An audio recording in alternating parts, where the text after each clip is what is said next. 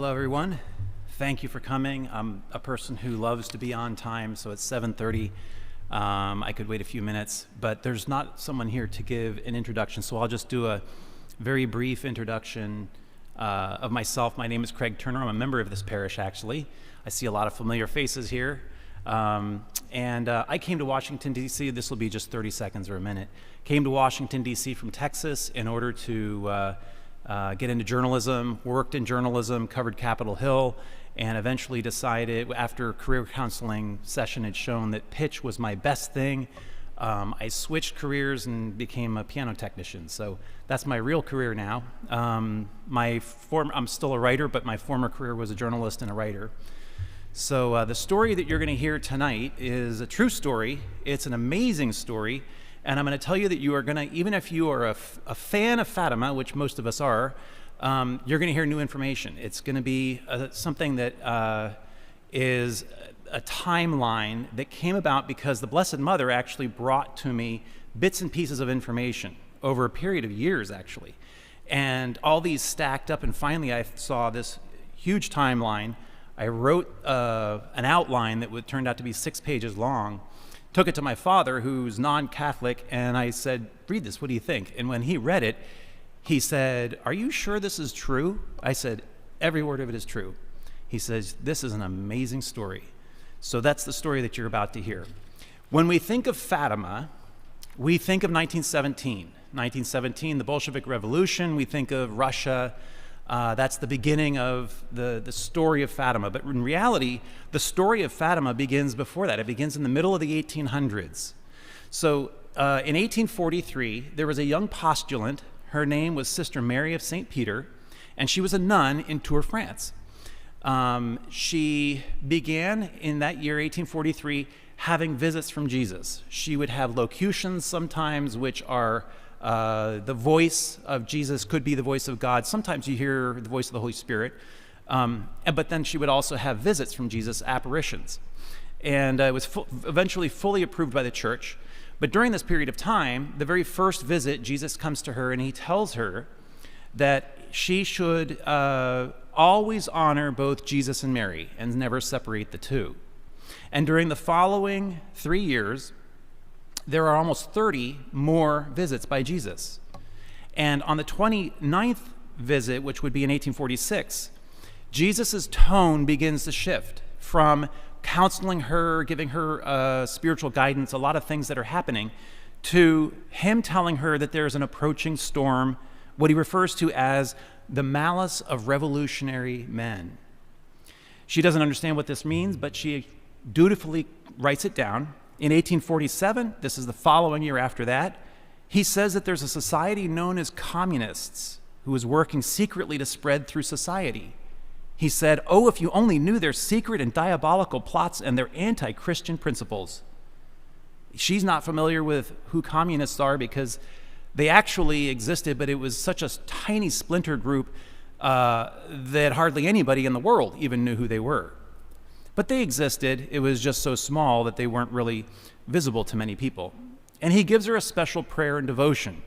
The prayer is called the Golden Arrow Prayer. It's a beautiful prayer. It's about the holy name of God, how beautiful the holy name of God is.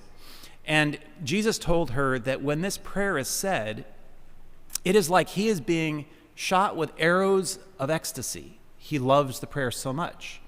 And he wanted her to take this prayer as well as what's called the Holy Face Devotion, which was a representation of the face of Jesus, and use these, take them to the Archbishop. The Archbishop is to promote this devotion, this new devotion, and it would spread through France, and then all these graces would be used to stop this group that was called Communists. So she goes to the Archbishop, she talks to the Archbishop, and she tells him about this.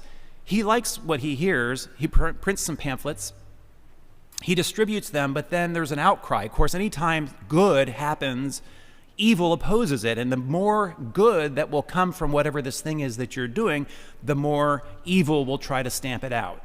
And that's what happened. Lots of people complained. The Archbishop got nervous. He retracted them, put them away, and he wouldn't talk to Sister Mary of St. Peter anymore.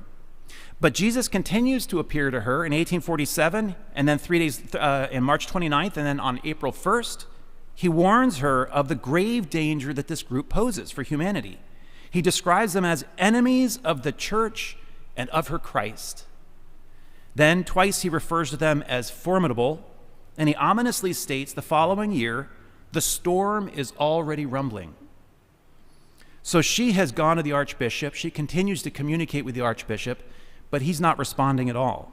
On the 47th encounter with Jesus, he says, pray, pray, for the church is threatened by a fearful tempest. And he says, communism and atheism are the greatest of these enemies. So on the 50th encounter, he demands that under no uncertain terms, either the archbishop comes and meets with her, or at his minimum, the archbishop's representative. So 2 weeks, she tells this to her superior. 2 weeks later, the secretary to the archbishop shows up. They have a meeting, and it's captured in this book. I highly recommend this book. If you've never read it, it's fantastic. It's really just her notes on the different meetings that Jesus had. It's called The Golden Arrow. You can order it off Amazon. It's published by 10 Books. And in it, the interview with the secretary is there. He listens to her, and then at the end of her telling about her devotions, the apparitions, the archbishop's representative then says, the archbishop has decided against doing anything with your new devotions, and he wants to ask you to stop communicating with him. So she says, well, I'll be obedient to the archbishop. And of course, she's devastated. And the secretary leaves, and then less than 2 weeks later, Jesus again appears to Sister Mary of St. Peter. This time, he's this resurrected Jesus. He's radiant with light. He's full of glory. And he states that her mission on earth is now complete and she will soon die. Well, she's young. She's in good health. There's no reason to think that she would die soon. But he says, you will soon behold my face in heaven. Though she's in good health, she accepts this and informs her superior. Shortly after this final visit by Jesus, Sister Mary of St. Peter develops pulmonary tuberculosis, and on July 8th, 1848, she dies at the young age of 33. So at the same time that Jesus is appearing to Sister Mary of St. Peter, there's an unknown political theorist who's living in exile in Brussels, Belgium. He's writing a social contract called the Communist Manifesto. His name is Karl Marx. He was commissioned by the Communist League, which was just a little group in London, to write a social contract, a kind of pamphlet for them. And he writes this together with Friedrich Engels, and the two of them send it over January of 1848, so this is still during the period of time when Jesus is warning of this great threat to humanity. They read it and they say, we love this actually. This is better than we thought it would be. And they pay him for his work. The document is accepted. It's published in February of 1848.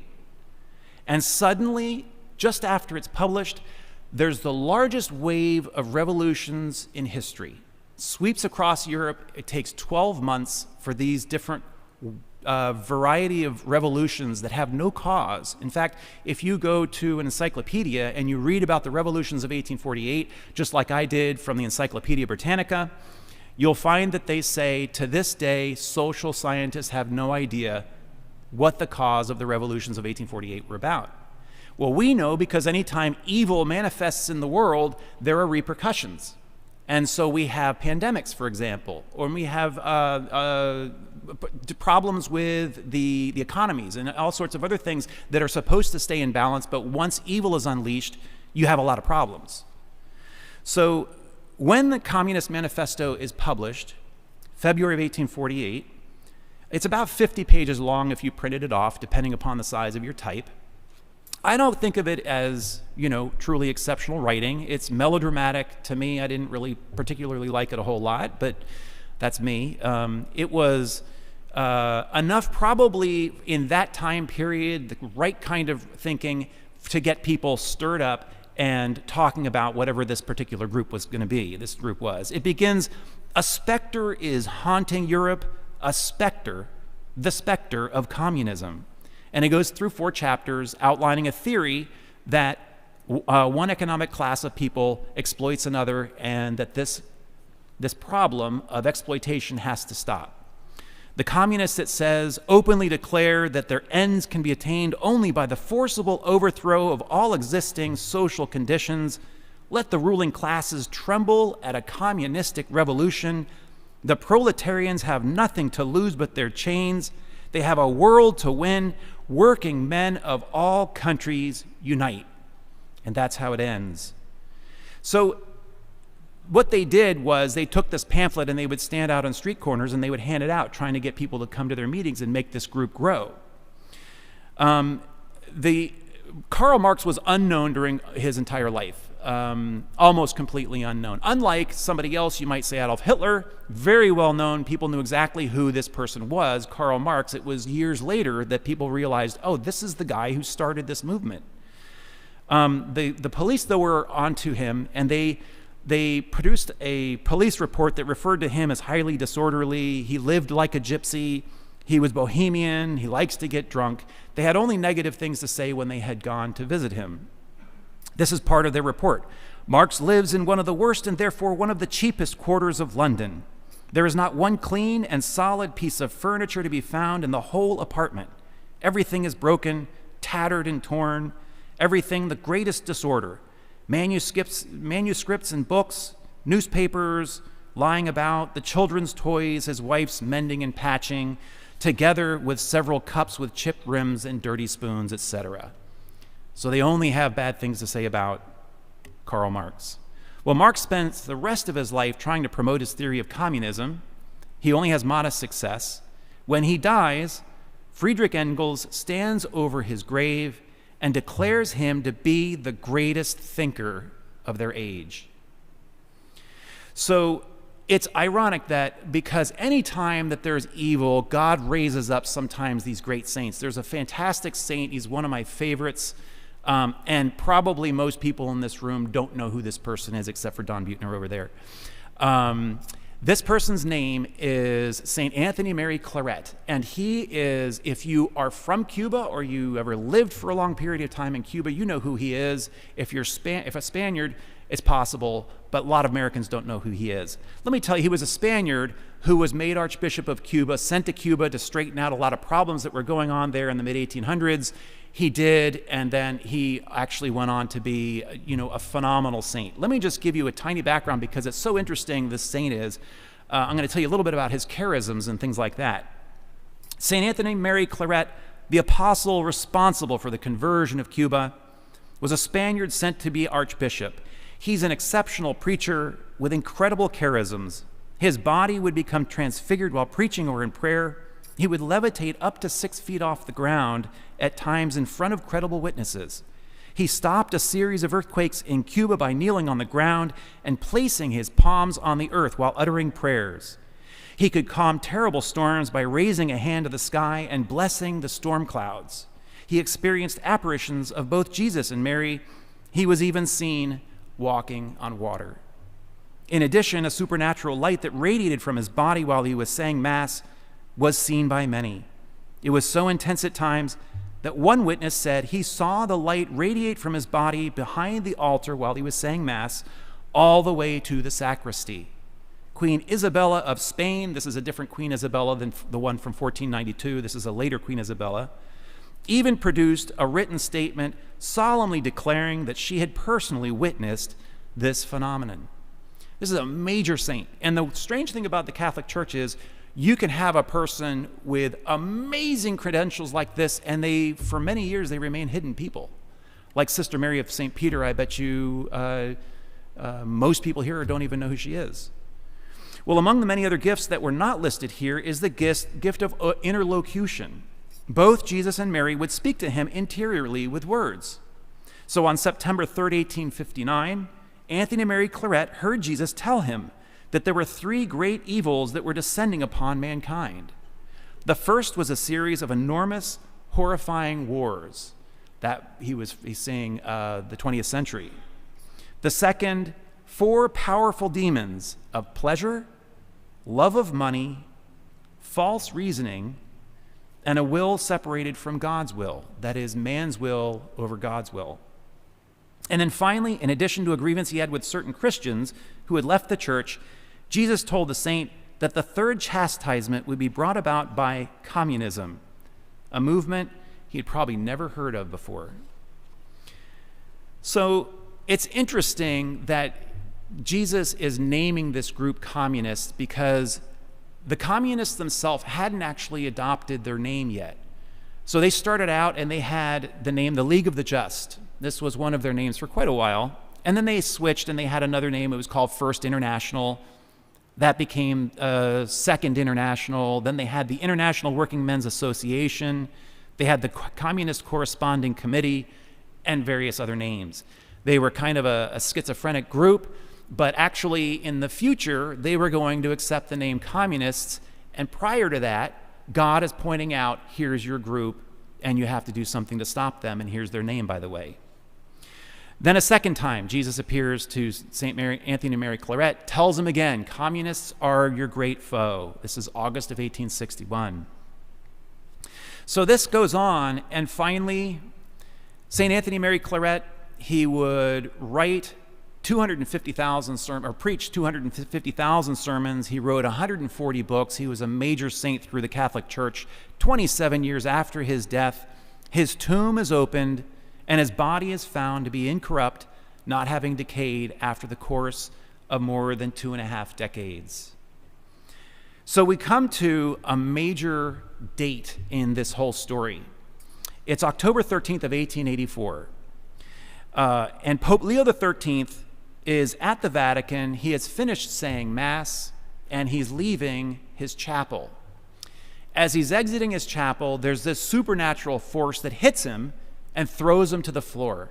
He picks himself up, turns toward the altar to see what it was that hit him, and he hears the voices of Jesus and the devil in conversation. The devil is boasting, telling Jesus that he's won, and he's just about to have final victory over humanity. Jesus says in a pleasant tone, but the devil says, I need a little bit more time and a little bit more power. And Jesus says, how much time and how much power do you need? And the devil says, in a guttural voice, 75 to 100 years, and more power to those who have given themselves over to my service. And Jesus replies, so be it.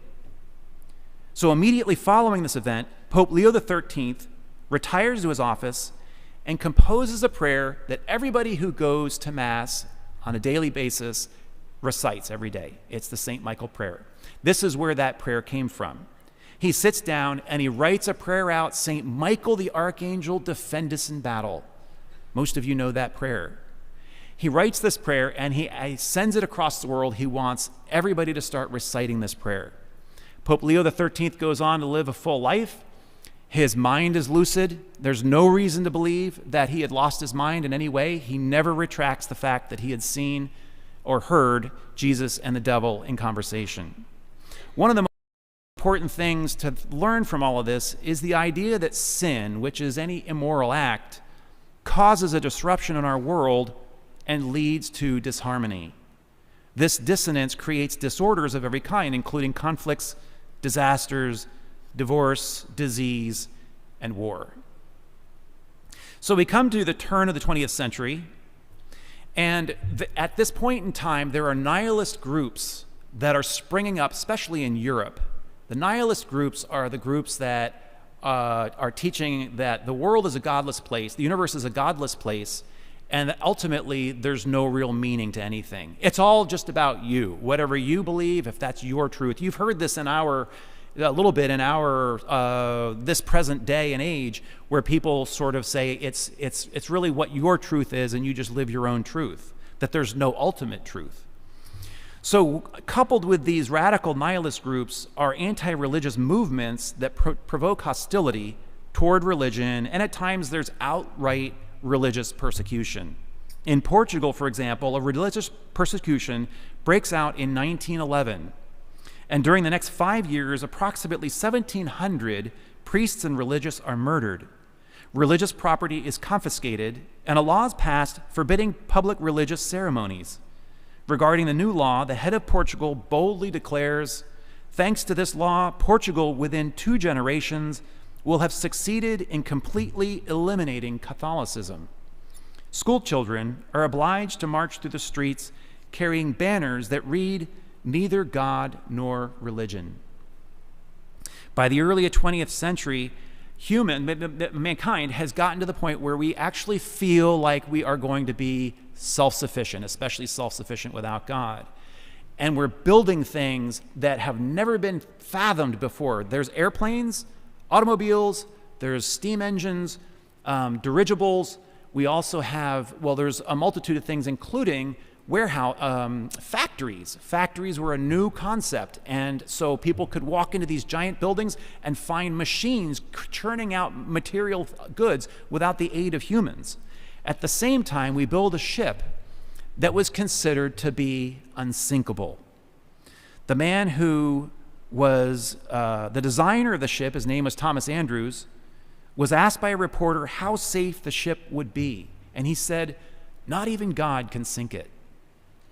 And so sure were they that the ship was unsinkable that it only possessed 16 wooden lifeboats and 4 collapsible boats. Because who needs lifeboats when your ship can't go down? On the evening of April 14th, 1912, several hours after serving an 11-course meal with choice wines, the Titanic hits an iceberg 100 feet tall on the starboard side while steaming south of Newfoundland and sinks in icy waters. More than 1,500 people die in the disaster. Meanwhile, an amazing event happens in Eastern Europe that leaves the people in Ukraine utterly astonished. 2 months before the outbreak of World War I, 22 people are mowing fields in Khrushchev, Ukraine, and they see an apparition of the Virgin Mary above the cupola of Holy Trinity Church. And she tells them, "There will be a war. Russia will become a godless country, and Ukraine as a nation will suffer terribly for 80 years and will have to live through the world wars, but it will be free afterwards." Well, there's 2 things here that are really important. One is the term world wars, because even after World War I, they didn't refer to World War I as World War I. They called it the Great War. It wasn't until the middle of the 20th century that people started saying World War I and World War II, but she named it even before it happened. The other thing is she refers to them as world wars, plural, so there's obviously going to be more than one. She also said that Ukraine would suffer terribly during this time, and that tragically would come true, as we will see. So 2.5 months after the apparitions in Ukraine, World War I breaks out in Europe, which pits Germany, Austria-Hungary, and the Ottoman Empire against Britain, France, Russia, Italy, and later Japan and the United States. The war creates unprecedented levels of carnage and destruction. Trench warfare and the introduction of modern weaponry, such as machine guns, tanks, and chemical weapons, produce casualties on an unprecedented scale. During all of this, at the same time, is an epidemic, the influenza epidemic, what's referred to as the Spanish influenza. It afflicts 500 million people and kills up to 50 million. Now, I started giving this talk back in 2017, prior to COVID, and I actually had in my talk, I had explained to people, everybody now knows about the influenza epidemic, because when the pandemic came, everybody started going, when was the last time that we had a pandemic like this? But most people didn't know about it prior to a couple of years ago. And so in my talk, I had an explanation of what that was, but you all know what it is.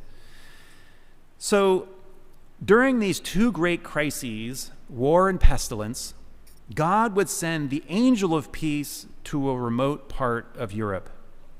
In the spring of 1916, 3 unknown shepherd children in an isolated area near Fatima, Portugal, are tending their flocks of sheep when a brilliant light appears before them, and staring into the light, they see an angel who announces itself as the angel of peace. This angel of peace was St. Michael the Archangel, because the angel of peace was identified with the patron, the guardian angel of Portugal, and the guardian angel of Portugal is St. Michael the Archangel. During this first visit, the angel teaches them a new prayer and instructs them, "Pray thus, the hearts of Jesus and Mary are attentive to the voice of your supplications.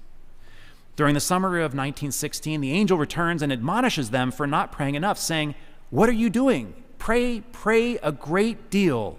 The hearts of Jesus and Mary have merciful designs upon you. Offer prayers and sacrifices continually to the Most High." Shortly before departing, the angel instructs them, "Above all, accept and bear with patience all the sufferings the Heavenly Father will send you." In the third and final visit, after teaching another prayer, the angel offers Holy Communion to Lucia, the oldest of the three, and then turns to the other two, Francisco and Jacinta, and offers them a chalice that has been suspended in midair for them to drink. "Take and drink the body and blood of Jesus Christ," the angel says, "horribly outraged by ungrateful men.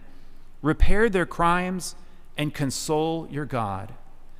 When they have finished, the angel departs, and the children are so overcome with a profound peace that they can barely even speak. So outside Portugal, World War I is still raging and Europe is in turmoil. The Pope, Pope Benedict XV, is trying to broker a peace plan to end the war. He writes a 7-point proposal addressing it to the leaders of the warring countries, and he calls for the cessation of hostilities, a reduction of armaments, and international arbitration. All the countries except one reject the proposals. As his efforts in Europe, with Europe's leaders fail, he turns to God for help. He issues a public letter on May 5th, 1917, calling upon all the faithful to pray to Mary, asking for her intercession to bring peace to the world. He describes the war as the suicide of civilized Europe. He asks all to invoke Mary against what he refers to as the dark tide, and he calls upon her as the Mother of Mercy to come to us in our need. 8 days later, the prayers are miraculously answered. It's a beautiful day, nearly cloudless in Portugal, as 3 shepherd children are tending their flocks of sheep at midday. They're near a place of land called the Cova de Areia, which is a name that means peaceful hollow or valley of peace. It's May 13th, 1917. Though they don't realize it at the time, this date is significant, in part because it's only 8 days after the Pope had made his plea to Mary to bring peace to the world. Around noon, they suddenly see an inexplicable flash of light. They believe it might be lightning despite the clear day, and shortly afterwards they see a second flash. Scurrying for cover, they suddenly behold a spectacularly beautiful woman, dressed in white, standing above a small 3-foot holm oak tree. She was more brilliant than the sun, Lucia, the oldest one, said later, and radiated a light clearer and more intense than a crystal glass filled with sparkling water when the rays of the burning sun shine through it. The beautiful woman says, "Do not be afraid. I will do you no harm."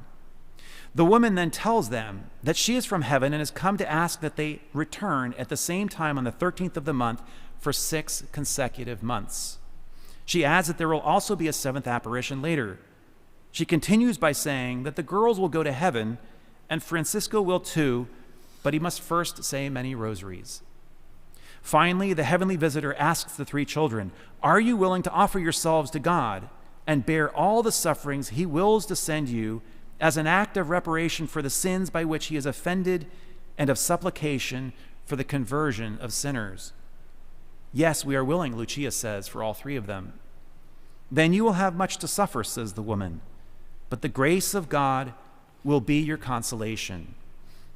Mary finally says to the children, "Pray the rosary every day in order to obtain peace for the world and an end to the war."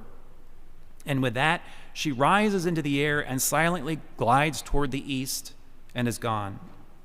The following month, June 13th, 1917, Mary again asks the children that they pray the rosary every day. She says, "Jesus wishes to make use of you to make me known and loved. He wants to establish in the world devotion to my Immaculate Heart. I promise salvation to those who embrace it, and those souls will be loved by God like flowers placed by me to adorn his throne." On the 13th of July, there's about 3,000 or 4,000 people there. Nearly all of them are on their knees praying the rosary. This is the apparition where Mary opens up her hands like this, and the ground seems to move away, and the children see hell. They look into the bowels of the earth, and they're able to see hell itself. They wrote later, "The rays of light seemed to penetrate the earth, and we saw, as it were, a sea of fire. Plunged in this fire were demons and souls in human form like transparent burning embers, all blackened or burnished bronze, floating about in the conflagration, raised into the air by the flames that issued from within themselves, together with great clouds of smoke, then falling back on every side like sparks in huge fires, without weight or equilibrium, amid shrieks and groans of pain and despair which horrified us and made us tremble with fear. The demons could be distinguished by their terrifying and repellent likeness to frightful and unknown animals, black and transparent like burning coals. Terrified, and as if to plead for succor, we looked up at Our Lady, who said so kindly, 'You have seen hell, where the souls of poor sinners go. To save them, God wishes to establish in the world devotion to my Immaculate Heart. If what I say to you is done, many souls will be saved, and there will be peace.' Then, referring to World War I, she says, 'The war is going to end, but if people do not cease offending God, a worse one will break out during the pontificate of Pius XI.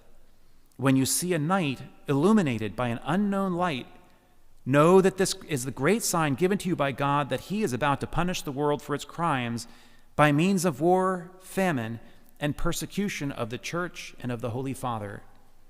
To prevent this, I shall come to ask for the consecration of Russia to my Immaculate Heart and the communion of reparation on the first Saturdays. It is my requests. If my requests are heeded, Russia will be converted and there will be peace. If not, she will spread her errors throughout the world, causing wars and persecutions of the Church. The good will be martyred, the Holy Father will have much to suffer, various nations will be annihilated. In the end, my Immaculate Heart will triumph, the Holy Father will consecrate Russia to me, and she will be converted, and a period of peace will be granted to the world." So after this discourse, Lucia is given what is commonly referred to as the third secret of Fatima. This is a secret in which Lucia saw an assassination attempt against a future pope.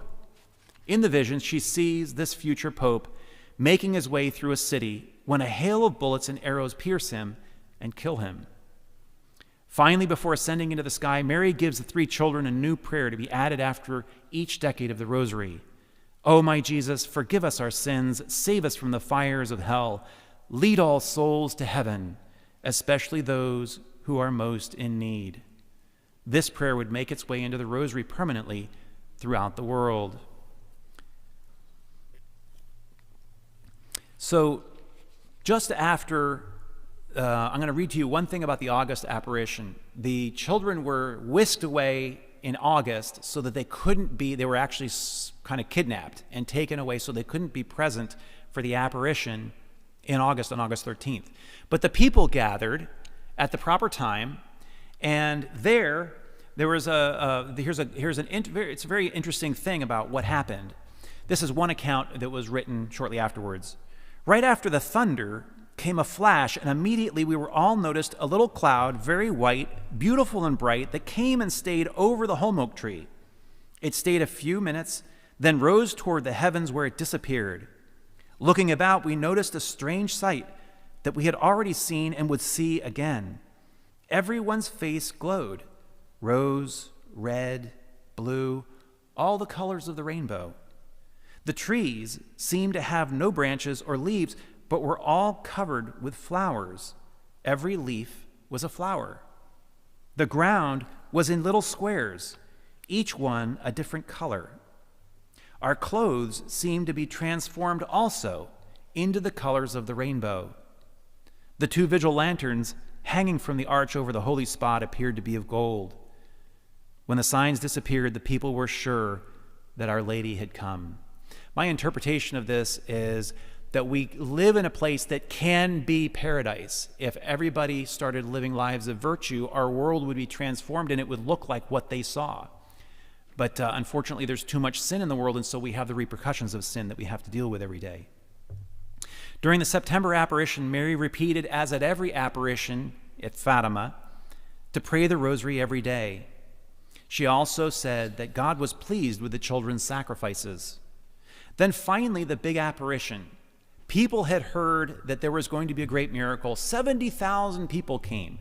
In fact, I gave this talk in 2017 at the Lyceum, which is in Old Town Alexandria. And so prior to the talk, I'm sitting in the back. I'm just sitting in a chair. There happens to be a guy there who was sitting to my right, and I just start talking to him. And he was Italian, of Italian descent. He said, yeah, my grandfather was there at the Miracle of the Sun. I said, really? He says, yeah. He says, he lived in Italy. I was like, wow, that's, in 1917, that's a long way to go, because your method of transportation is walking, maybe a carriage, something else, but it's going to take a while. But he traveled halfway across Europe, got a chance to see the Miracle of the Sun and everything else that people saw, and lived to tell the tale, and there's his grandson sitting at this talk. So on this day, Mary appears, and there's a brief conversation that takes place between Mary and Lucia.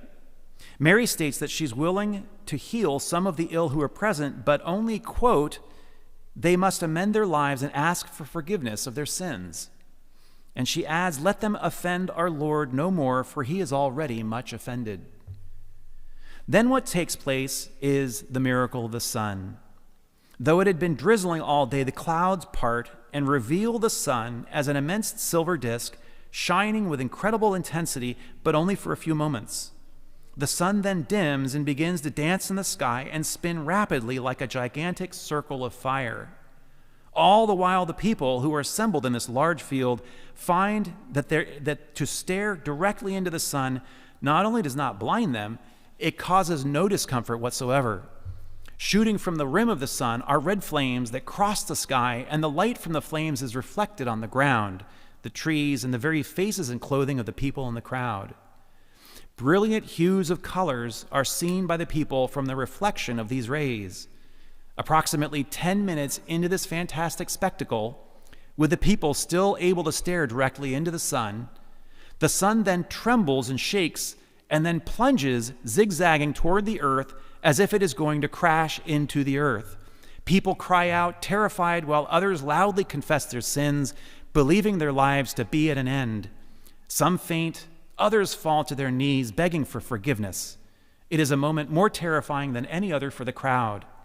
As the sun is about to reach the earth and destroy all life on the planet, it quickly stops and then zigzags back to its place in the sky and returns to its original state.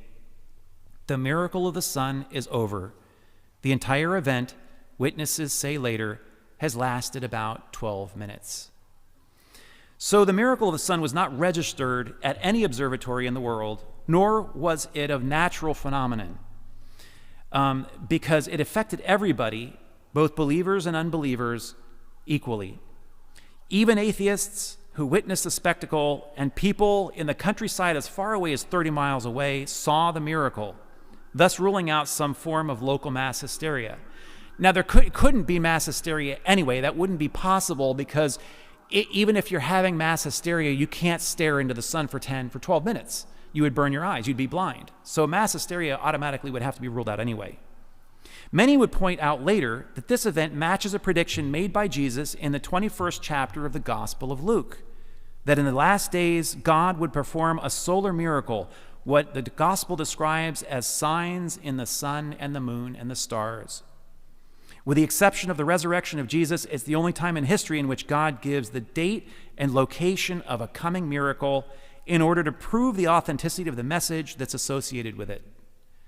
This date, in fact, is exactly 33 years to the day after Pope Leo XIII has heard Jesus and Satan in the chapel at the Vatican.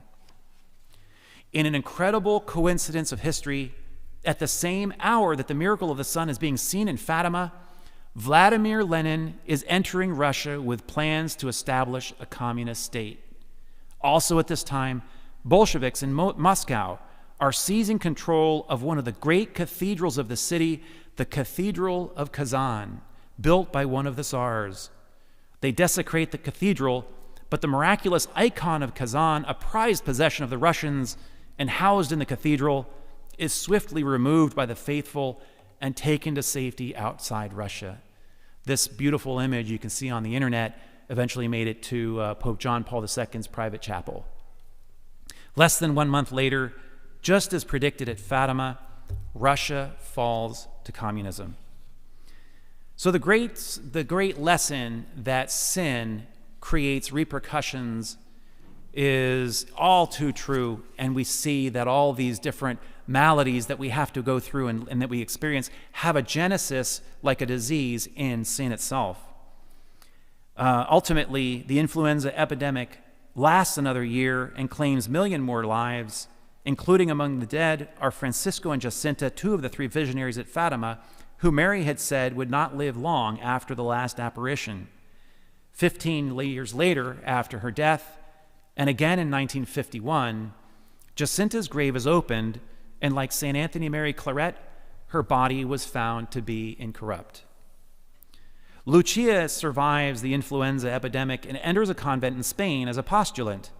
In December of 1925, she receives an apparition of both Mary and the child Jesus together. During the course of the apparition, Mary says to Lucia that she promises salvation to those who will complete what is called the 5 First Saturdays devotion. This devotion consists of a person completing 4 simple spiritual exercises on or near the first Saturday of 5 consecutive months. So think January, February, March, April, May, the first Saturday of each of those months. Would you mind passing out those brochures? I have a brochure. You can take it with you, and it tells on the back what to do for the 5 First Saturdays. It tells a little bit on the inside about the 5 First Saturdays devotion, but I'm going to tell you also just a little bit, because it's one of my favorite devotions, and I think it's one of the things that was requested of us at Fatima, so there's no reason why we really shouldn't practice it. So the 4 spiritual exercises include going to confession on or within 8 days of that first Saturday of the month, receiving Holy Communion, praying 5 decades of the Rosary. You're certainly welcome to pray more than 5 decades of the Rosary, but pray at least 5 decades of the Rosary, and meditating for 15 minutes on the 15 mysteries of the Rosary with the intention of making reparation. That's it. To me, it sounds a lot like you've won the lottery.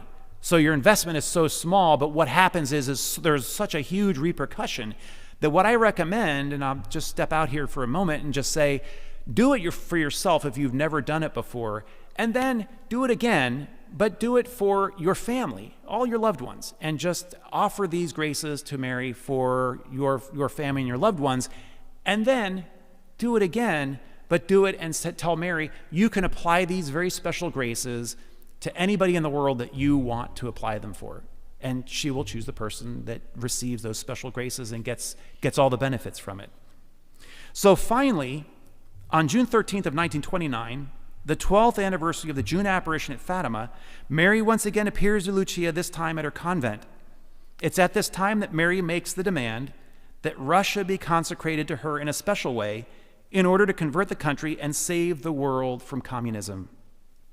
As Lucia is praying in the chapel of the convent, Mary appears and says to her, the moment has come in which God asks the Holy Father, in union with all the bishops of the world, to make the consecration of Russia to my Immaculate Heart, promising to save it by this means. There are so many souls whom the justice of God condemns for sins committed against me that I have come to ask for reparation. Sacrifice yourself for this intention and pray. The meaning of this is that the Pope, in union with the bishops of the world, is to perform a ceremony in which the Pope and the bishops commit and entrust the conversion of Russia to Mary. The 3 main conditions would simply be that it's the Pope that leads it, the bishops are involved as well, and that the intent is for the conversion of Russia. It's not actually too difficult. It was something that could have been done shortly after it was requested.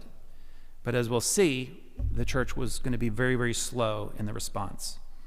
In 1924, Lenin dies of complications from a stroke, and a power struggle ensues, with Joseph Stalin ultimately seizing control of the country. Stalin quickly becomes a brutal autocrat who follows Lenin's lead and will ultimately be responsible for as many as 20 million deaths. Perhaps the country to fare the worst because of Stalin's rule would be the Ukraine.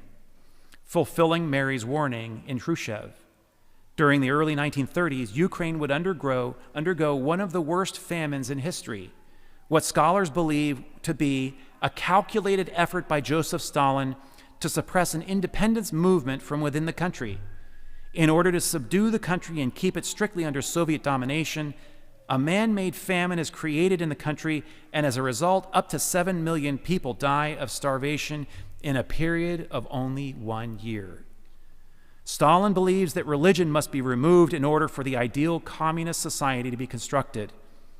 As a result, the government promotes atheism as the state belief system, sponsors atheistic education in schools, endorses anti-religious propaganda, founds atheist institutions like the Society of the Godless, and carries out a terror campaign against religious believers.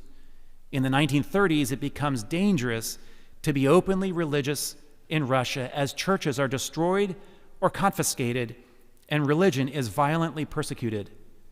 By 1939, the Russian Orthodox Church, which once had 54,000 parishes in 1917, now claims only hundreds, and tens of thousands of priests, monks, and nuns are persecuted or killed. Approximately 100,000 people are shot during the 1937 to 1938 purge. In Spain, Catholics fare no better than the Orthodox do in Russia. During the Spanish Civil War, 11,000 priests and nuns are killed by the communist loyalists, and more than 20,000 churches, convents, and schools are desecrated and destroyed. Godlessness, however, never breeds harmony, and the world would stagger under the convulsions it was about to experience. The Virgin Mary's prophecy about a future war as a result of the sins of humanity was about to become a reality. On the evening of January 25th, 1938, an enormous light appears in the sky across the globe, attributed later to the greatest aurora borealis since 1709 in more than 200 years. The headline of the following day in the New York Times states, "Aurora borealis startles Europe. People flee, call firemen." There was, in London, for example, thought Parliament was on fire. The lights were so dramatic that it looked like Parliament itself was on fire with these lights. Though it is normally seen in cold northern climates, the lights are seen as far south as southern Australia and knock out radio transmissions in various countries. Lucia, a witness to the light in the heavens, declares this a sign that the future war is imminent. 10 days after these lights illuminate the sky, fulfilling the prediction at Fatima, Adolf Hitler takes command of the armed forces of Germany, and the following month he begins his plan of world conquest by marching troops into Austria. The war that follows is devastating and catastrophic for all sides as disparate countries are pulled into the conflict. Various nations are ravaged by the war. On December 7th of 1941, Japan attacks American military outposts in the Pacific. One of them is Pearl Harbor. The United States is thrown into a panic and it declares war on Japan the following day. Following the attack on Pearl Harbor, a butler at the White House overhears Roosevelt and his aides in conversation discussing a possible invasion of the United States by Japan. They agree that following an invasion, the Japanese would never be able to overtake the entire mainland, and Japanese troops would never get as far as Chicago. It was a terrifying time for Americans. We look back with comfort, we read our history books, but at the time it wasn't quite so easy. So Hitler's plan was to take France quickly, then he was going to land troops on the eastern side of England and do a nighttime blitzkrieg and take London, then retain London and make the rest of it. He didn't want to go all the way through all of England, town to town, and try to take all of Great Britain. He was going to keep London and then make the rest of the country capitulate. But by 1943, he still hasn't even taken France, and he has yet to land a single person on British soil. The tide has turned, and he begins to become desperate.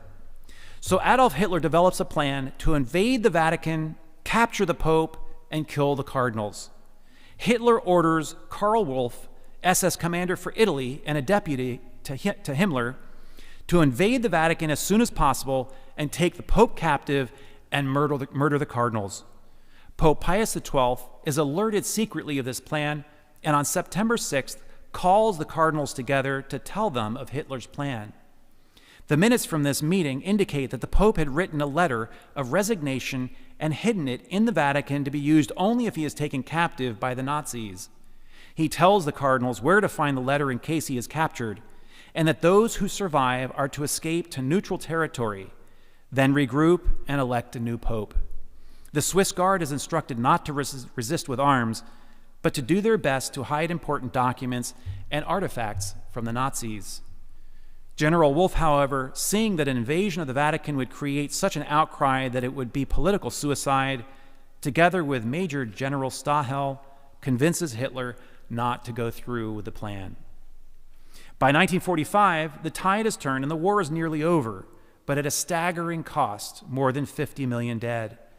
The most viciously persecuted group is the Jews. Catholics fare better. Of the roughly 20,000 priests who were in Germany when Hitler came to power, 14,364 are killed, imprisoned, or exiled. Seeing that his failure is imminent, Hitler dictates his will, blaming the Jews for having started World War II, and the following day, he swallows a cyanide capsule and he dies.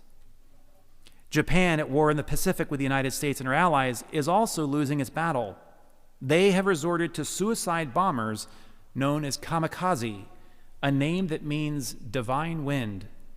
The United States, on the other hand, has tested its first nuclear bomb named Trinity in the New Mexico desert. Ultimately, Trinity would prove to be more powerful than kamikaze.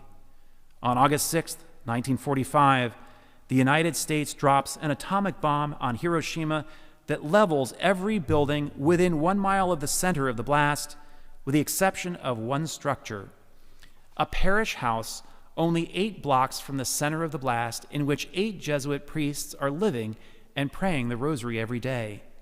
Included in their prayers each day is the supplication given at Fatima, "Save us from the fires of hell."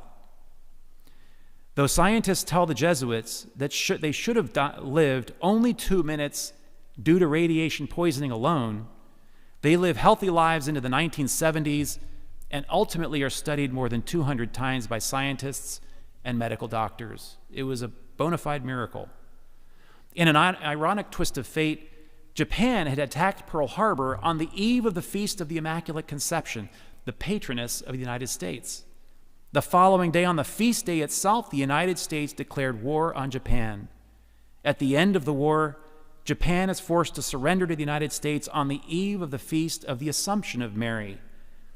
The following day, the feast day itself, and also the name of the church in Hiroshima where the Jesuits are miraculously saved, the emperor declares to the Japanese people that they have accepted surrender. It's interesting to note that the great sign predicted at Fatima that war was imminent would be a great light in the heavens.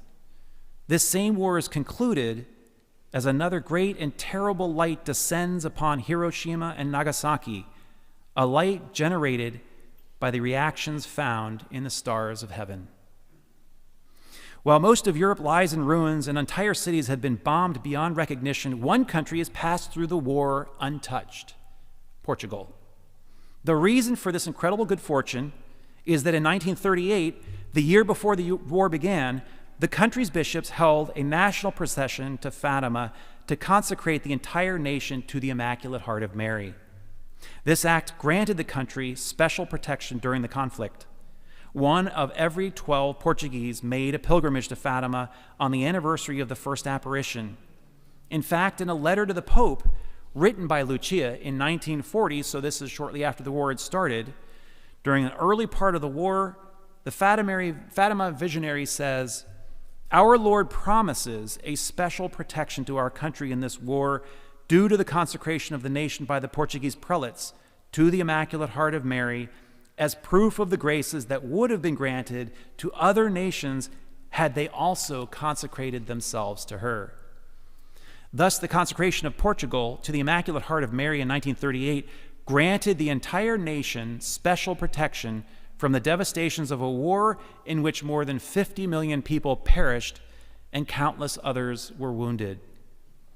This incredible good fortune of Portugal is offered to us as well. People, individuals, can consecrate themselves to Mary, and I highly recommend it. There are different books. 33 Days to Morning Glory is a longer consecration. There are consecrations you can do that are simply a paragraph long that you can get off the internet. Families can consecrate themselves to the Immaculate Heart of Mary, communities, churches, entire countries. In 1945, at the end of the war, the Soviet Union annexes and occupies the eastern portion of Austria with military troops. Their ultimate goal is the complete annexation of the entire country. Rather than fighting, though, the Austrians begin a massive prayer campaign, the largest in history, to rid the country of Soviet occupation. 10% of the country signs petitions pledging to live by the messages of Fatima, including praying the rosary every day. Suddenly, on the 38th anniversary of the first apparition at Fatima, May 13th, 1955, the Soviets unexpectedly agreed to withdraw their troops from the country, the only time the Soviet Union had vacated a country without either side firing a shot. The prayer campaign to rid the country of Soviet forces is seen as a miracle, and during the Thanksgiving ceremony in Vienna, all the speeches attribute the victory to the Virgin of the Rosary. During this rise of communism, an important new dogma is issued by the Church. In 1950, Pope Pius XII, who ironically was consecrated a bishop in the Sistine Chapel at the same time that the first apparition at Fatima was taking place, and also was the Pope who approved the Fatima apparitions in 1940, issues the dogma of the Assumption of Mary, stating that after her earthly life, Mary was taken up both body and soul directly into heaven. God would provide a confirmation of the new dogma with a repeat of the extraordinary Fatima miracle. 4 times during the week that he declares this dogma, the Pope witnesses the miracle of the sun, the same solar miracle seen by 70,000 people at Fatima while walking in the Vatican gardens. At 4 p.m. on October 30th of that year, during a walk in the Vatican gardens, he arrives at the statue of Our Lady of Lourdes and begins to see the miracle of the sun. He describes himself in his notes as awestruck as he watched the sun dance in the sky from left to right and back again. Staring directly into the sun neither damaged his eyes nor did it bother him in any way.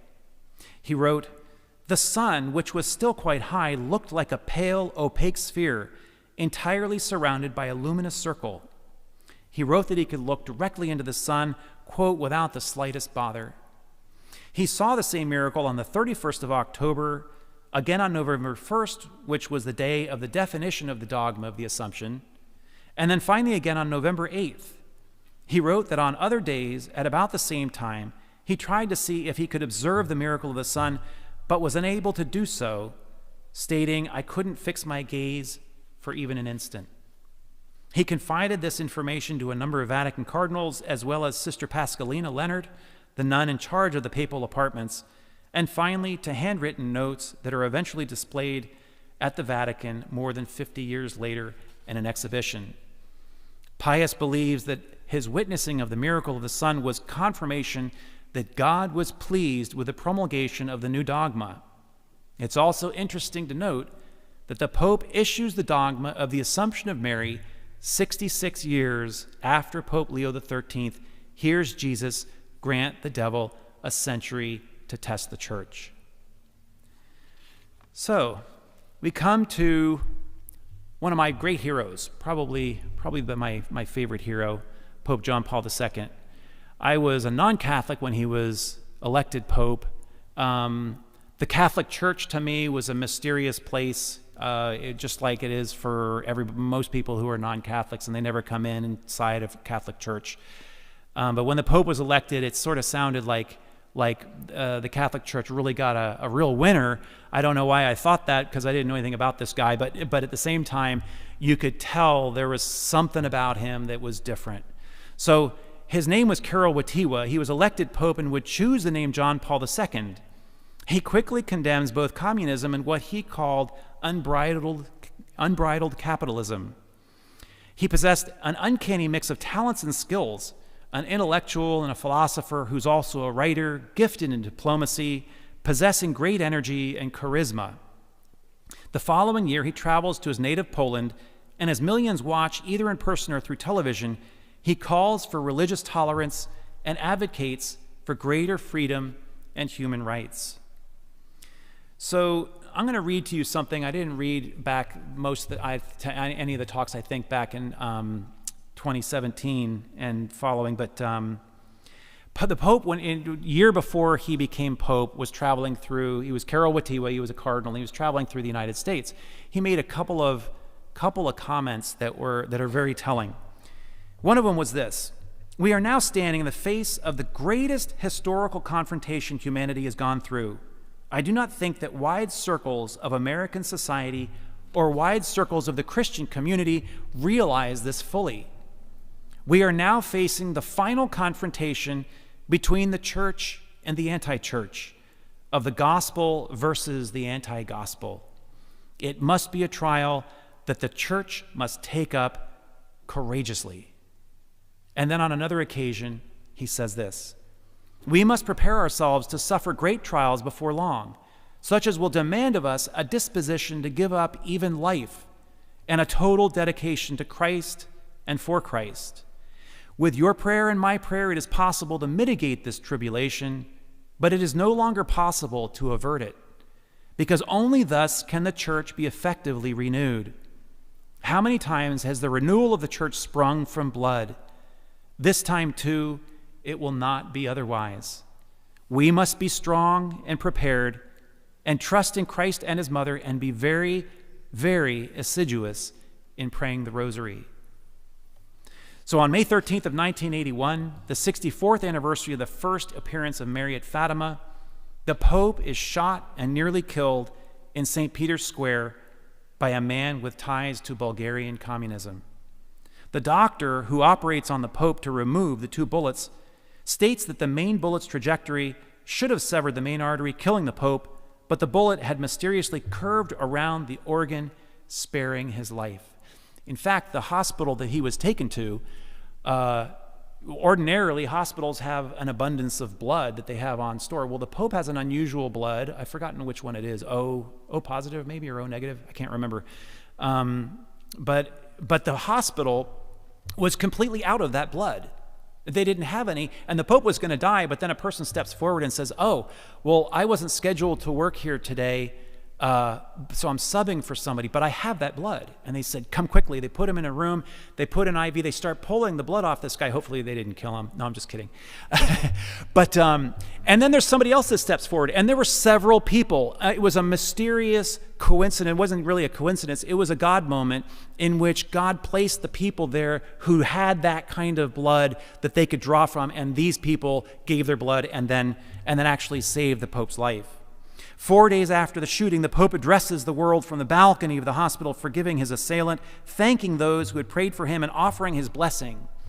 He concluded, "Joined with Christ, the priest victim, I offer my sufferings for the church and for the world. To you, Mary, I repeat, I am completely yours." Once back at the Vatican, the Pope requests to see the files that pertain to the apparitions of Fatima. He concludes that the consecration of Russia to Mary in union with the bishops of the world would fulfill Mary's request and end Russian communism. Meanwhile, deep within communist Yugoslavia, 6 children in a village called Medjugorje claim to be receiving apparitions of the Virgin Mary, and the miracle of the Son, witnessed first at Fatima and then by Pope Pius XII, is now seen almost daily by pilgrims of all nationalities and religions. I'll just state for the record that I have been here, and 4 different times I saw the miracle of the Son myself. Among the many intriguing statements allegedly made by Mary at the site is the prediction, Russia will be the country that glorifies God the most. Communist authorities try to suppress the gatherings and harass the children, even threatening to kill them. But the numerous healings and other miraculous phenomena that take place there only draw larger crowds. The following year, the Pope visits Fatima on the anniversary of his being shot in St. Peter's Square and states that Mary, quote, guided the bullet around his heart, saving his life. The doctor who removed the bullet reaffirms that the trajectory of the bullet should have passed directly through the main artery of the heart, but somehow moved around the organ, sparing the Pope's life. Mysteriously, the bullet brought for the event exactly fits a hole in the base of the crown of the statue of Mary, a hole that was left by the artisans who fashioned the crown, but actually served no purpose. The bullet is permanently left in the crown as a sign of Mary's victory. So finally, the Pope decides it's time to consecrate Russia to the Immaculate Heart of Mary. He sends a letter to all Catholic bishops around the world, including Orthodox bishops, and he includes also some Protestant bishops as well, asking that they join him in this consecration. It is to be held on March 25th, 1984, the feast day of the Annunciation, and coincidentally only 7 months short of the 100th anniversary of the vision that Pope Leo XIII witnessed, giving the devil a century to try the church. So we have 1884 with the first vision with Pope Leo XIII. 33 years later, we have 1917, that's Fatima. 66 years is 1950, we have the dogma of the Assumption, and now 1984 is exactly 100 years. So the Pope writes a letter and is sent to these bishops, roughly 15 paragraphs long, that begins, "We have recourse to your protection, Holy Mother of God." And he holds a solemn ceremony at St. Peter's Basilica in Rome, while the bishops throughout the world participate from their own dioceses, consecrating Russia to Mary. Meanwhile, very interesting story. One of his closest friends and associates, a man named Bishop Pavel Hanelika. He was a bishop of Eastern countries for the church. He's decided to travel into Russia to make the consecration there.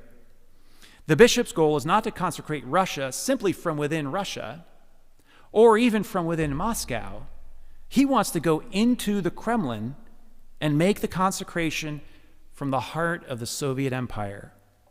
Mother Teresa, aware of his mission, asks all of her nuns to pray a novena for his success and gives him a rosary prior to leaving. He travels incognito with an Italian passport as if he is a tourist, but with his bag is not only the text of the consecration, but religious items such as his episcopal cross, a Bible, and hundreds of miraculous medals. He is fully aware that capture could mean decades in the Soviet gulag. In order to maximize his chances of being able to enter the country undetected, he arrives at 4 a.m. on the 23rd of March. The customs officer is suspicious and tries to detain him. He knows this man is up to something, but he can't put his finger on it. The temperature outside is minus 10 degrees, but the bishop says later he was sweating profusely. The customs agent cannot get approval to detain this man because everybody he calls is in bed asleep. All of his superiors are not answering their phones, and that's the exact reason that the bishop arrived at 4 a.m. After numerous phone calls and a lengthy delay, the irate official pounds the desk with his fist and finally waves the bishop on.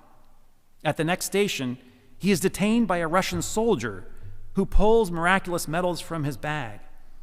"What are these?" he asks. "Oh, souvenirs from Rome." Says, "Comrade, if you like them, you may take some." "Oh, very well," he says. He takes a fistful and he waves them on. So he's now safely in Moscow. The bishop checks into his lodgings for the weekend and then walks the streets of the capital, quietly praying the rosary.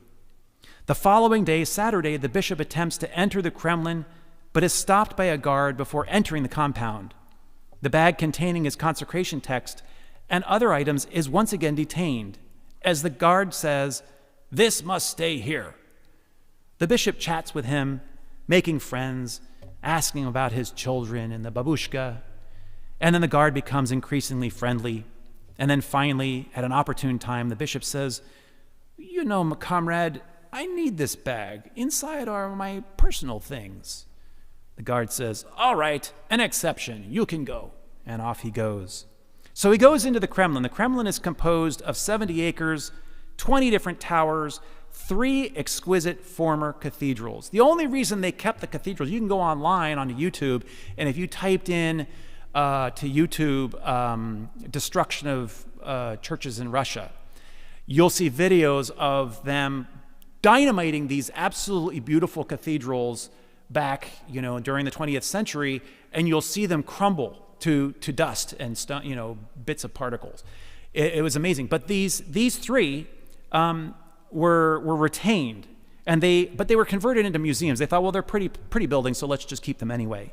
Bishop Henelika crosses Red Square, and he goes to the Cathedral of the Archangel Michael, a spectacular white stone church with gold dome located next to the Kremlin Palace. Questioned only briefly, he enters without incident and stands before the main altar to make the consecration of Russia to the Immaculate Heart of Mary. We have the Pope writing the St. Michael prayer. St. Michael continues to appear in various parts of this story, and here we are now at the cathedral in Moscow, the Cathedral of the Archangel Michael.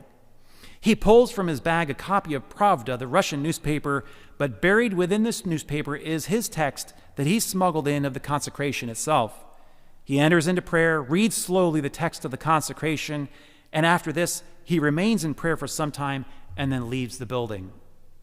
Following this consecration, he walks to the Cathedral of the Annunciation across the plaza and repeats the consecration at the altar of the Mother of God. Then, having smuggled into the church both wine mixed with water in an empty aspirin bottle and a bag of unconsecrated hosts, he finds a secluded place and says Mass using the text of the Feast of the Annunciation. Ironically, his copy of Pravda, which means actually in Russian truth, contains the biblical account of the Annunciation within it. That for some reason, they had printed in this communist newspaper, an atheist newspaper, the text of the Annunciation, which he uses. So at the offertory during the Mass, he once again renews the consecration of Russia to the Immaculate Heart of Mary, and he says, "This Mass, more than any other in my life, left me shaken. Communism seemed so small. All dangers were so little, they didn't exist anymore." Following this moment, he crosses the Kremlin, passes a large building chiseled with the words, "Communism will triumph," and arrives at the tomb of Lenin, guarded by a group of stern-looking soldiers who no doubt are looking for a good altercation. It's interesting because they built a mausoleum. It's a weird-looking, modern kind of thing. The only thing on the inside was the body, the mummified body of Lenin, and you could go in and look through bulletproof glass and see the body of Lenin, and that's exactly what he was doing. He's greeted by a militia officer as he pulls his copy of Pravda from his bag, but he smiles and nods and then reads quietly the text of the consecration of Russia facing the body of Lenin, though this soldier is now literally only 2 paces away from him. He's able to say the consecration while facing the mummified remains of the founder of communism in Russia. Following the consecration, he remains praying for some time and then leaves. What follows this consecration in very quick succession is an amazing series of events that ultimately topples communism in the Soviet bloc. The following year, in fact, almost exactly a year to the day after the consecration is completed, a communist technocrat named Mikhail Gorbachev, Mikhail means Michael, is elected to the head of the Soviet Union. His opening statements to the Supreme Soviet are simply to repair the ailing economy. Now I have tell you one quick thing here. I have a book. This was a very interesting near-death experience called My Descent into Death.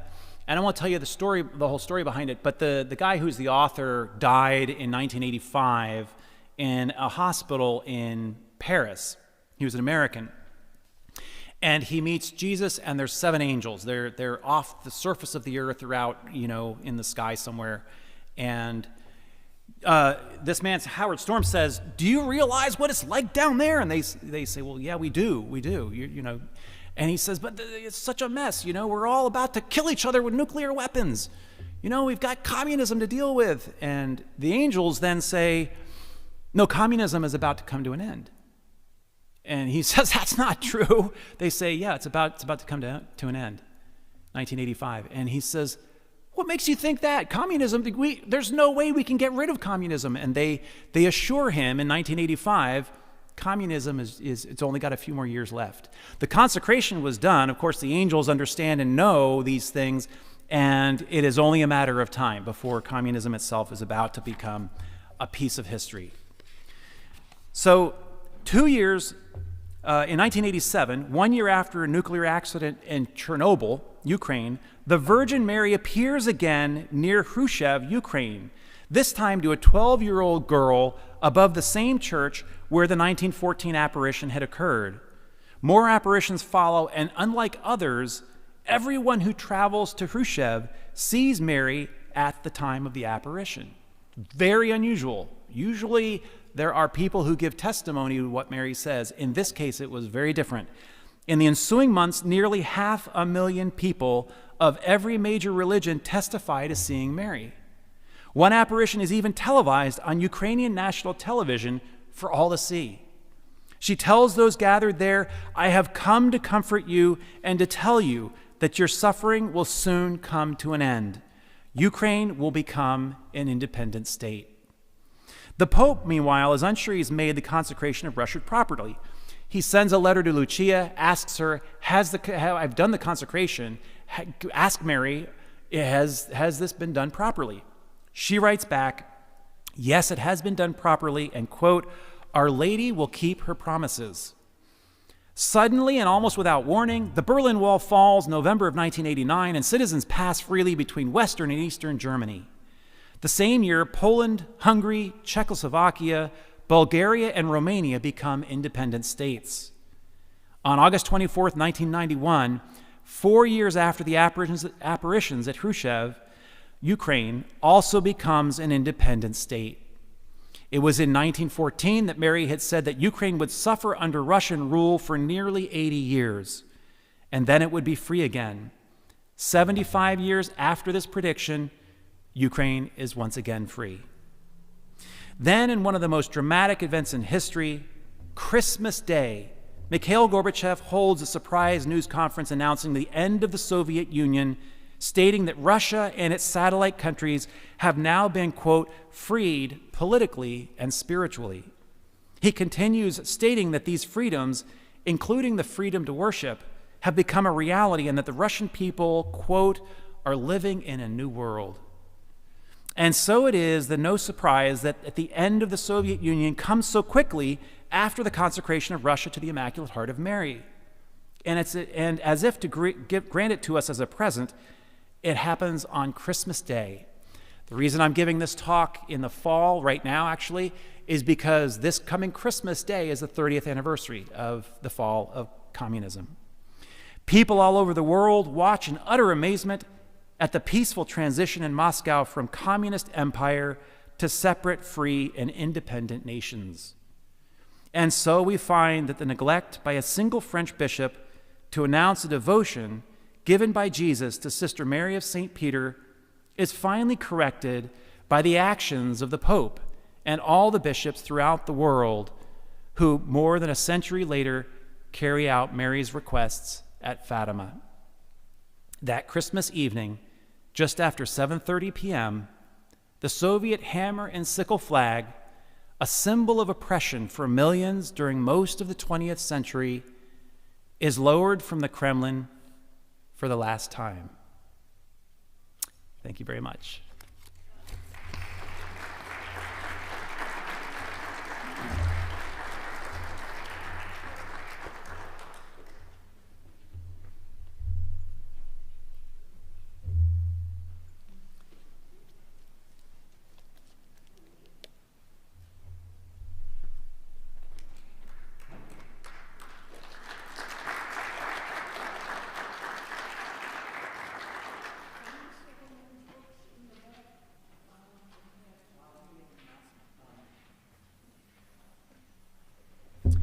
I had CDs of this talk for sale, and then a couple of books that I've written through Tan Books. But we can't really sell them inside the sanctuary of the church. And I was told I could set up a table outside, but it's so cold outside, I didn't really want people to be out there. So I don't know what to do. What I'll do is I'll open up some and leave them behind those glass doors. We have a CD exchange rack there, and I'll just leave some there. So when you come back to the church, if you want some CDs with Father's permission, I'll just leave some in the CD rack, and you guys can just take them and borrow them, listen to them, and you'll hear the same talk again. It'd be very appropriate. Actually, we had a lady, she set up back there and sold books she wrote a couple of weeks ago. So if you want to do that. Who was that? Linda Roselle, the Tim Campbell lady. So, yeah, if you want to do that, go ahead. Well, I wrote Father, and he said only outside.